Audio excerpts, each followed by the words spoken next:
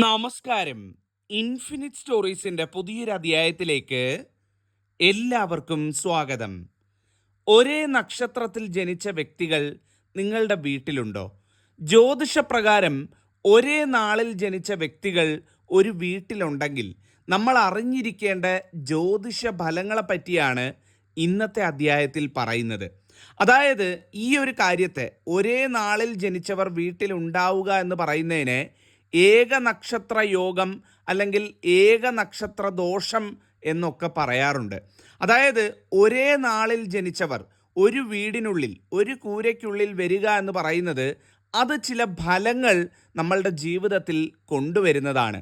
അപ്പം ജ്യോതിഷവശാൽ ഏതൊക്കെ നാളുകാർ ഒന്നിച്ചു വന്നാലാണ് ദോഷമായിട്ട് വന്ന് ഭവിക്കുന്നത്, ഏക നക്ഷത്ര ദോഷം ബാധകമാകുന്നത് എന്നുള്ള കാര്യമാണ് ഇന്നത്തെ അധ്യായത്തിലൂടെ പറയാൻ ഉദ്ദേശിക്കുന്നത്.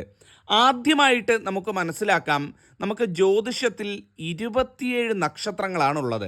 അശ്വതി, ഭരണി, കാർത്തിക, രോഹിണി എന്നിങ്ങനെ തുടങ്ങി രേവതി വരെയുള്ള 27 നാളുകൾ. ഈ 27 നാളുകൾക്കും ഏക നക്ഷത്ര ദോഷമുണ്ടോ എന്ന് ചോദിച്ചാൽ ഇല്ല എന്ന് നിസ്സംശയം പറയാം. ഓരോ തരത്തിലുള്ള ബന്ധങ്ങളാണ് നമുക്ക് വീട്ടിൽ വരുന്നത്. അതായത് ഒരു വീടെന്ന് പറഞ്ഞു കഴിയുമ്പം ഭാര്യയും ഭർത്താവും ഒരേ നക്ഷത്രത്തിൽ വരാം. അങ്ങനെയാണെങ്കിൽ ഏക നക്ഷത്ര ദോഷത്തിന് സാധ്യതയുണ്ട്. ഇത് വിവാഹത്തിന് നേരം കുറിക്കുന്ന സമയത്ത് തന്നെ ഏക നക്ഷത്ര ദോഷമുണ്ടോ എന്നുള്ള കാര്യം ജാതകം നോക്കുന്ന സമയത്ത്, പൊരുത്തം നോക്കുന്ന സമയത്ത് നമ്മളുടെ ജ്യോത്സ്യന്മാരും തിരുമേനിമാരും ഒക്കെ കൃത്യമായിട്ട് പറയുന്നതാണ്. അപ്പം ഭാര്യയും ഭർത്താവും ഞാൻ ഈ പറയുന്ന ഒരേ നാളുകളിൽ വന്നാൽ ഏക നക്ഷത്ര ദോഷമുണ്ട്. ഇനി അച്ഛൻ്റെയോ അമ്മയുടെയോ നക്ഷത്രത്തിൽ കുട്ടി ജനിക്കുന്നത്, ആ ഒരു സാഹചര്യത്തിലും ഏക നക്ഷത്ര ദോഷം ഉള്ളതായിട്ട് പറയപ്പെടുന്നു.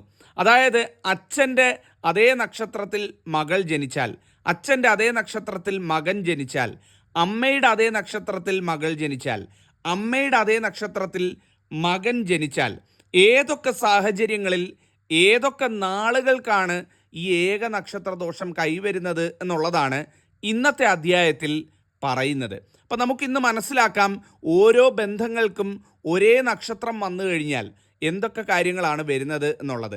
നിങ്ങളുടെ വീട്ടിൽ ഈ ഏക നക്ഷത്രക്കാരുണ്ട്, അതായത് ഒരേ നക്ഷത്രത്തിൽപ്പെട്ട ആളുകളുണ്ട് എന്നുണ്ടെങ്കിൽ തീർച്ചയായിട്ടും ഞാൻ ഈ പറയുന്ന കാര്യങ്ങൾ അറിഞ്ഞു വയ്ക്കുക. അത് നിങ്ങൾക്ക് ഉപകാരം ചെയ്യുന്നതായിരിക്കും.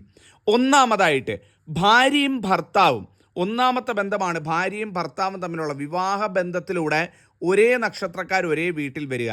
ഉദാഹരണത്തിന് ഒരു രോഹിണി നക്ഷത്രക്കാരൻ ഒരു രോഹിണി നക്ഷത്രക്കാരിയെ വിവാഹം കഴിക്കുക. ആ ഒരു സാഹചര്യത്തിൽ എന്താണ് ഫലം എന്നുള്ളത് നോക്കാം.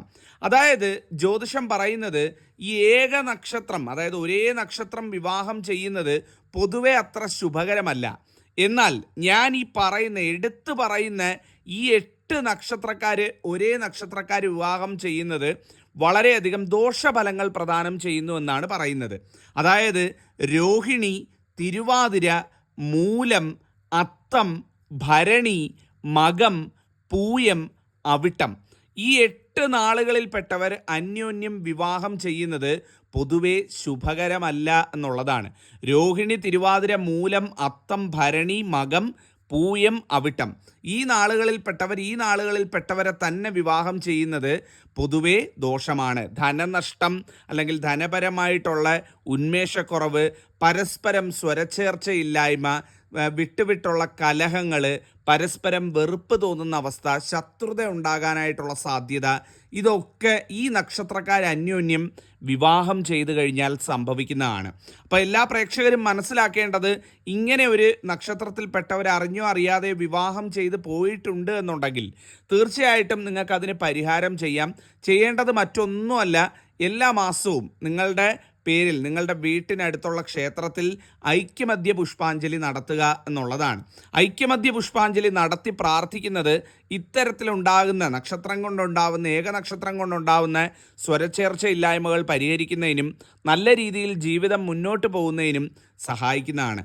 എല്ലാ മാസവും ചെയ്യാൻ പറ്റിയില്ലെങ്കിൽ പോലും ഒരു 3 മാസത്തിലൊരിക്കലെങ്കിലും, ഒരു വർഷത്തിൽ 4 തവണ എന്നുള്ള കണക്കിൽ വെച്ചെങ്കിലും ഇത് നിങ്ങളുടെ ഭർത്താവിൻ്റെ അല്ലെങ്കിൽ ഭാര്യയുടെയും പേരും നാളും പറഞ്ഞു കൊടുത്ത് ക്ഷേത്രത്തിൽ നടത്തുന്ന ഐക്യമദ്യ പുഷ്പാഞ്ജലി നടത്തുന്നത് ഏറ്റവും നന്നായിരിക്കും. രണ്ടുപേരുടെ പേരും നാളും പറഞ്ഞു കൊടുത്ത് ഐക്യമദ്യ പുഷ്പാഞ്ജലി നടത്തുക എന്നുള്ളതാണ് ഇതിൻ്റെ പരിഹാരമാർഗം. അപ്പം ഞാൻ പറഞ്ഞ പോലെ ചെയ്യുക. രണ്ടാമതായിട്ടെന്ന് പറയുന്നത് അച്ഛൻ്റെ നക്ഷത്രത്തിൽ മകൾ ജനിക്കുക എന്നുള്ളതാണ്.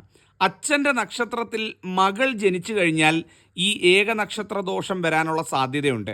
പ്രത്യേകിച്ചും ഭരണി, രോഹിണി, ഉത്രം, പൂരാടം, അതുപോലെ തന്നെ ഉത്രാടം, പുണർദം, അവിട്ടം, അശ്വതി, കാർത്തിക, പൂരുരുട്ടാതി, അത്തം, രേവതി, ആയില്യം, ഈ നാളുകളിൽ അച്ഛൻ്റെ അതേ നാൾ തന്നെയാണ്, മകളും അതേ നാൾ തന്നെയാണ്. ഞാൻ ഈ പറഞ്ഞ നാളുകളിൽ വ്യക്തികൾ ജനിച്ചു കഴിഞ്ഞാൽ ഈ ദോഷം അവിടെയും ബാധകമായിട്ട് വരുന്നത് കാണുന്നുണ്ട്. അതേസമയം അച്ഛൻ്റെ അതേ നക്ഷത്രത്തിൽ മകനാണ് ജനിക്കുന്നത് എന്നുണ്ടെങ്കിൽ ഈ ദോഷം ബാധകമാകില്ല, ദോഷമില്ല. അച്ഛൻ്റെ അതേ നാളിൽ മകൻ ജനിച്ചു കഴിഞ്ഞാൽ ഏകനക്ഷത്ര ദോഷം വരുന്നതുമായിരിക്കില്ല. അതേസമയം അമ്മയും മകളും, അമ്മയുടെ അതേ നക്ഷത്രത്തിൽ മകൾ ജനിക്കുകയാണെന്നിരിക്കട്ടെ, അപ്പോഴും ഈ ദോഷം ബാധകമല്ല.